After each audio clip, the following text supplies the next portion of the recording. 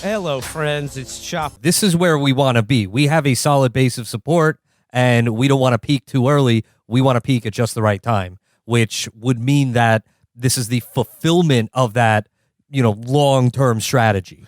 Yeah, that's what's so unsettling, really, about feeling this, because it is like when Homer was the one who predicted what would happen to the comet. Homer, what if this doesn't work? Well, then I have a backup plan. See? While the unprepared are still sitting around twiddling their thumbs and going Dad, the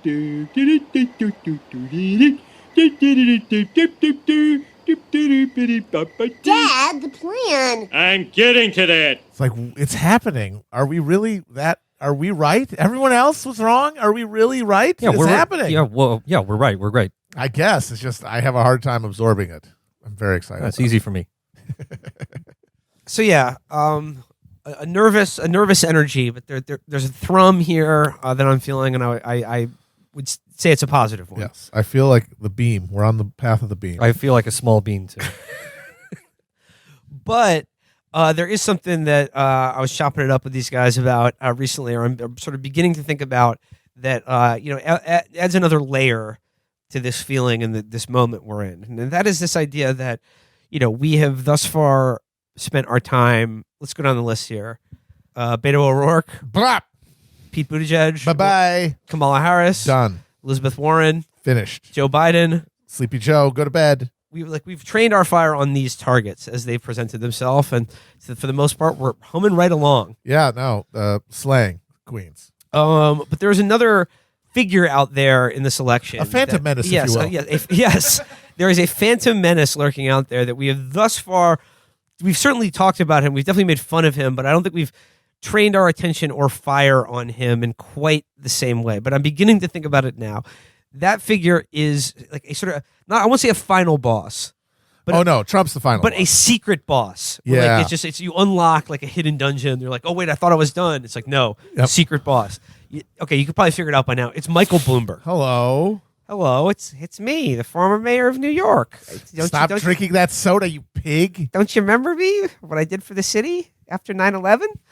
No, he's out there, and what him and Steyer are doing in this election is unprecedented. Yep. Like they have both spent now over like $120 million or something on TV well more ads. than that. Last I saw, it was 180. Yeah, like it's just an astronomical amount of money. Most ever. To blanket every state in the country. Like if you are like an average American, no matter what part in New York City to any other part of the country, you're watching your local news at night. You're going to NCIS Miami, and whatever. You're watching your programs. You're going to see like at least 3 or 4 Steyer or Bloomberg ads. Yeah.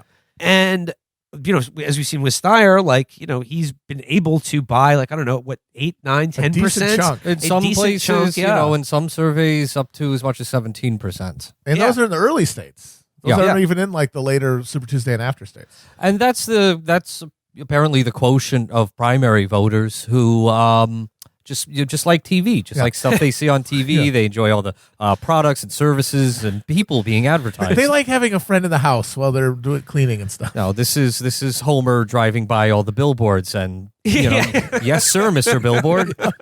Yep, she would be. Well, Judge Judy has endorsed Michael Bloomberg. Exactly. But okay, so just the contrast between Steyer and Bloomberg, what they're both doing is, an unprecedented experiment in just how far being a billionaire can take you, despite having no real base of support or real reason for being. In Bloomberg's case, literally being a member of the opposition party. Yes, who brought the fucking RNC to New York in 2004, endorsed George W. Bush on stage, and had his fucking shock troops beat the shit out of everybody who was there to protest it and corral them into free speech zones. And also cleared out Occupy Wall Street, the first, crushed Occupy Wall Street. It was like Steyer, though, and hilariously enough, we did get a chance to talk to Tom Steyer briefly. We'll be on the lookout for that in the future. But Steyer is running he has a weird message, or he thinks of himself as a fucking progressive, or I think he's running because he wants to be president, or he wants to meet his political friends and be on the national stage and just sort of live out a kind of a space camp, but for politics. Yes, right? This is it.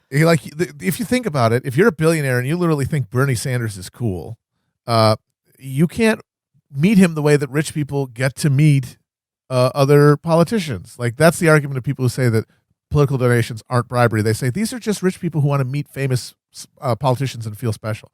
Well, if you want to meet Bernie, you can't spend $30,000 on a plate of chicken to see him at a thing. You got to be on the same debate stage with him. And okay, so that's Steyer though. Bloomberg is a completely different animal here. This is a completely different beast with Bloomberg.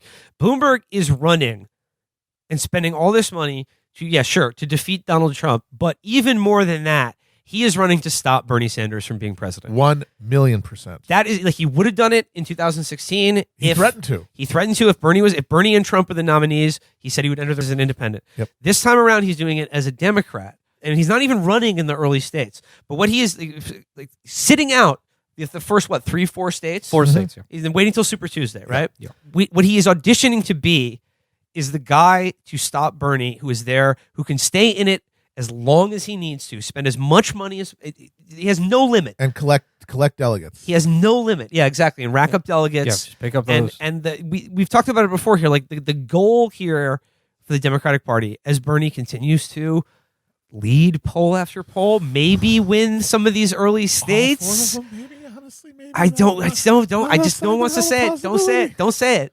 Don't say it. Don't say it. But they are reacting to their thinking it. Yeah. Right. And I think ultimately at the end of the day, Biden, I think they just realized this guy can't do it. And not like what they're really worried about is even if he did get the nomination, he couldn't beat Trump. He just doesn't have it in him. He doesn't. He's a spent force. And the thing about this is that when these guys, once these guys start losing to Bernie, if this is what happens, once you start losing, game it out. You start dropping. You stop dropping in the polls, sure, but that also means your money dries up. It means your donors realize that it's pointless to throw good money after bad, and they fix somebody else, or they stop donating. So you can't hang around, at least in a credible way. Bloomberg is doing this all himself. He's already spent $100 million. He'll spend another $100 million.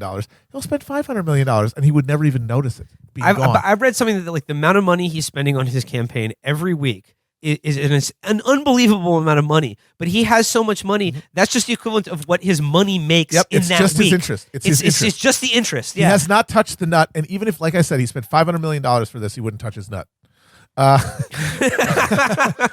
So that means that he can hang around, and he could be on the ballot and on the air throughout every place, throughout the entire thing, no matter what, and collect, as we said, delegates because of the proportional way they. So, but here's the thing: is like we were talking about this. Virgil, you're right. Like right now, Biden is still a threat. He is still technically leading in national polls, and he's very close. And he's very close. He's the only states. person. Biden is right now the only other person to place first in any early state survey. It's either Biden, who has led in every survey of South Carolina, for instance, or Bernie, who's led in, as of earlier today, 3 out of the past 6 Iowa polls. Biden leads in another one and is tied with Bernie in the other 2. And I will say this.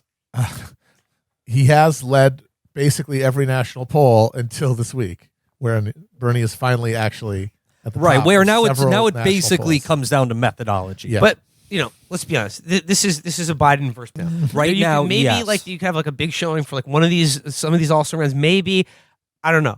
I don't want to get to, but like here's the deal. Like Biden is that's the first fail safe, and they're going to see what it works with that.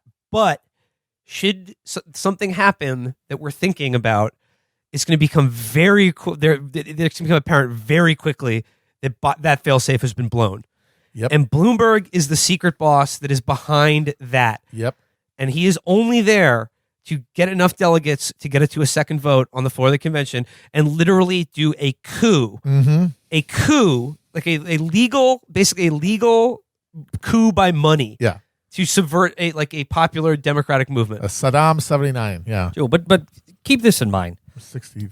The math has not changed from what it was a year ago, when it was exactly as apparent then as it is today that Bernie needs to win a clean majority of delegates and prevent a floor fight at the convention. Yes. So there's no new strategic consideration there. But to game it out a little bit, I think Bernie, as of right now in the early states, he profits from the weakness of his opposition. Warren is on a downward trajectory, And the kind of love affair with Mayor Pete is certainly on the wane too, as people realize, yeah, but he's still the fucking mayor of some town who fucking gives a shit about. Yeah.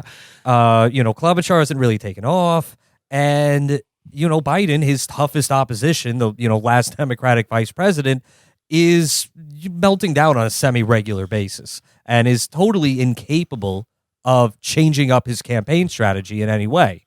He's not. He's not going to reboot. You're not going to see a new Joe. We just saw here, like that clip of him in Iowa, like the day we flew out here, yelling at that guy about fucking gas pipes, pipelines, and he was just like, yeah, don't vote for me, vote for the other guy.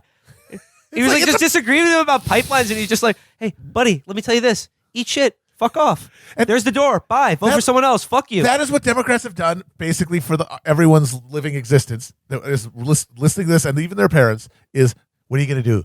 It's us. It's not me or the other guy. But because his brain is now turned into cottage cheese, he doesn't realize in a primary they have multiple options. He's using the shit you're supposed to use on them once you got the nomination. That's what he told them to eat shit. He could not be more. It's just somewhere deep down inside he can't help but express the idea is just like, don't vote for me. Yeah. Fuck you. I would rather. I'm offering you nothing. Why would you vote for me? Because he is the avatar of Democrat brain. The Democrat brain is one that, from an elected official's perspective, hates and is absolutely disgusted with and treats with nothing but contempt his Democratic voter base. They're pigs. They're little piggies. Rahm Emanuel basically let this slip when he literally called them the R word.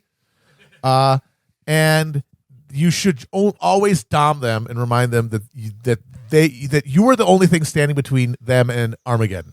But you love Republican voters and Republicans. That's why he'll spend an hour in a speech talking about how he knows good Republicans and there's good Republicans out there. Your neighbors who are Republicans, they don't really like this Trump guy, do they? And then somebody says, hey, maybe don't cook the earth. He's like, fuck you. Suck my fucking dick.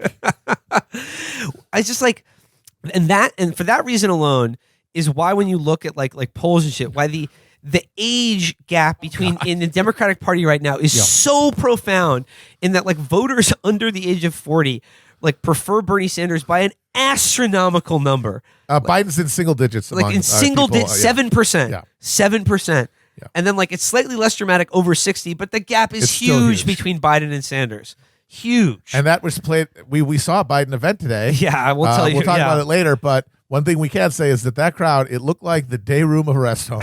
Yeah.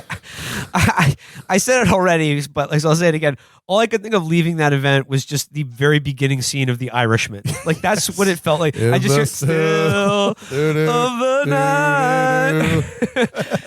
But looking at by the way, and also the crowd was like 50 to 60 people at most. At most. Yeah.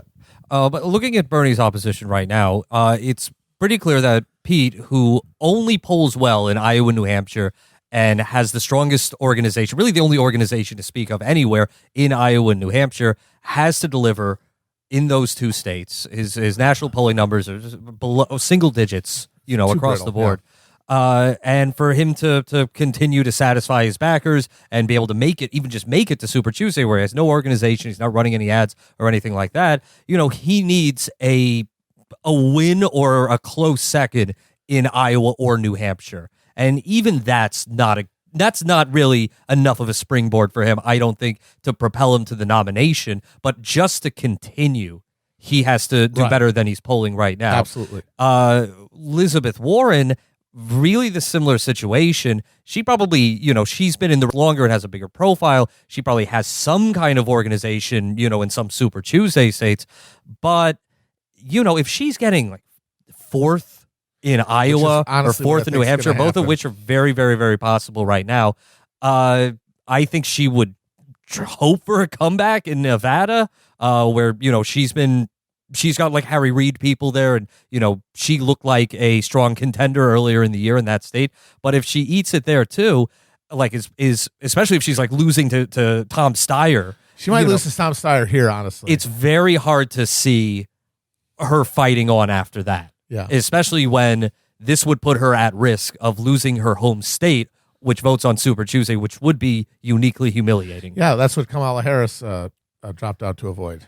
Tom Steyer is kind of in the inverse situation because he also has enough money to just stay in and run a vanity campaign through all 50 states. So right now, nobody really paid any attention to him, and he's kind of sneaking up there in the polls in the early states. I don't think to the degree that he could win any of them. But he would want to come out of these first 4 states and say, okay, look, I'm a real candidate. I'm an actual man. I would say this. I think that there is actually a stance that Steyer could finish third here in Iowa. But if that happened, the story I think would not be Tom Steyer surging. It would be, holy shit, Elizabeth Warren got beat by Tom Steyer. And so I don't think it would be a springboard. I think it's a springboard in the sense that he also thinks he's playing the long game. Yeah. And I think he wants to be one of the last people standing against Bernie. Because, again, we anticipate right now, at least I anticipate right now, Bernie winning Iowa, New Hampshire, and Nevada. Yes. And New Hampshire, I think, by a very healthy margin. Not sure what Iowa would look like right now. Really depends what happens with the other candidates.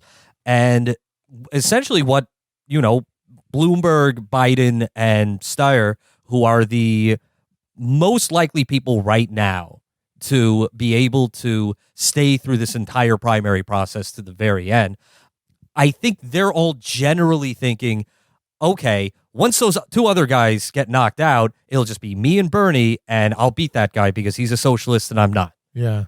And I think in Biden's case, he has to win something here, or else the invincibility, the idea that he could be the inevitable nominee, that he's the best position, he's a safe choice, the best position to beat Trump. I think that aura of invincibility will be dispelled, and voters who have otherwise just had him as the default option will start looking for someone else, especially because his support base. It's not people who like his policies. Yeah. It's people who think, America probably wants something like that. He seems like the kind of president who would be in a CBS drama. Risk-averse people who want to follow someone who they think could beat Trump because that's what they care about more than anything. And that means that they go with who looks like a winner. And going into the next, I swear to God, the first round of next round, he is going to be the winner. He's going to be the guy who looks like an actual popular winning guy who could take on Trump. Yeah, and if he comes from behind, if he comes back to win some of the early states, I think his case would remain credible going into Super Tuesday and further afield. But if he's losing, I think that would be the beginning of the end for his campaign, and that he could struggle on. I think I think even if he lost in his firewall of South Carolina, I think if he lost all 4 early states, I think he would anticipate staying through Super Tuesday to the next round of contests. But I think it would just be that much harder. I think he would start to shed a lot of his support. He would shed a lot of his wealthy backers, and I think he would just have to struggle on. And I think at that point, he would be in Bloomberg's mode and think, okay, well, this is just a delegate collection contest. I just have to get to Milwaukee. Bloomberg's case, as we know, is let them fight it out in the 4 early states, blanket the airwaves, and hope that out of the early states, Bernie's the only one left standing, which is very, very unlikely to be the case for the reasons that I just said. I think that going into Super Tuesday, I think it will be Bernie versus Biden versus Bloomberg, possibly versus Steyer, depending on how much of his children's money he wants to spend here. Guys, there was a poll. I know we don't want to talk about polls, but there was a poll of California that came out today that had Bernie at 30%, and more importantly, had the second place finisher Elizabeth Warren at 16%. That is 1 point above the 15% cutoff for delegates. If that poll, and this is before Bernie has won any primaries or caucuses. If you're going into Super Tuesday, and this is something we can trust as like a baseline, and you go to Super Tuesday with Bernie on a hot streak, if that's the lay of the land, Bernie has a chance to take every delegate in California. And if he also is right now apparently in basically a tie with Biden in Texas. Once again, imagine Texas after 4 straight Bernie victories. I don't think you get all the votes in Texas, but you win Texas and every delegate in California. I honestly don't think it matters what happens in any other state. Right. That's the logic. I know. You just say it and you get. That's the logic. That's the logic of the Bernie campaign right now. That the momentum from winning 3 out of 4, or even 4 out of 4 of the early states, it just becomes so overwhelming going into Super Tuesday, where by the end of the night on Super Tuesday, 38% of pledged delegates will have been allocated.